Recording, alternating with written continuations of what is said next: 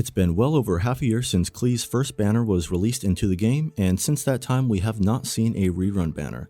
But as you know, very soon we're going to get a Klee rerun, and I'm going to give you some reasons why I think you should pull on it, even if you were present during the first banner and you rolled Klee, or maybe you joined a bit later. Here are some reasons why I think that you should pull on this rerun. We're going to be talking about Constellations, the characters in this banner, and the weapon that is going to be releasing alongside it. So if we take a look at some of the new event details, one of the interesting things is that we're going to get a new event 4-star weapon that is grindable for free-to-play players. This is really cool because we got a weapon like this back when Dragonspine released, and this was actually a really nice option. The cool thing about this new Dodoco Tales catalyst weapon is that it's themed just like Klee's color palette, so I'm guessing that it's going to go really well with her. The other nice thing about this weapon releasing alongside the Klee rerun is that it's an event weapon, so we're going to be able to rank refine it to 5 but just by grinding out the event currencies. So if you pull Klee, you're going to instantly have a weapon that's probably pretty decent for her. While it's not going to top any of the 5-star options that we have that are best in slots for Klee currently, I think it's going to still be a really solid option to equip on her. So when you pull her, you've instantly got a great option to use with her.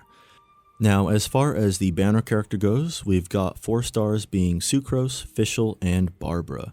And if we compare this to the first banner, I like the first banner a little bit more because we got Jingshou in it and he pairs great with Klee. But both of these banners feature Sucrose, and that is by design for sure because Sucrose goes amazingly well with Klee. That elemental mastery boost that she's able to provide your team really helps Klee out, and her animo abilities are able to pull in all of those mines that Klee generates, and it just works perfectly with Klee.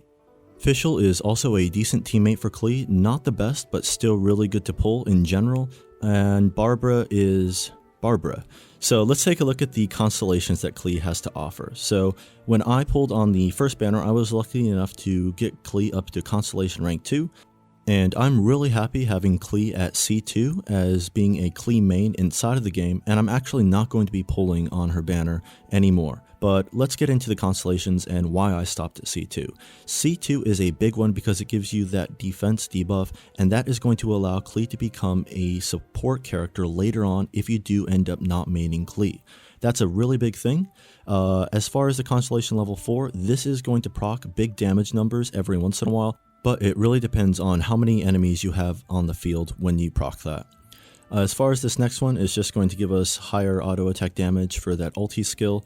Now the C6 is quite the game changer, but getting Klee all the way to C6 is going to be quite the ordeal, so even if you are a Klee main, I would say just stop at C2 as that's really the biggest milestone to get her to, and even at C0 Klee is just fine and she's an amazing character to use.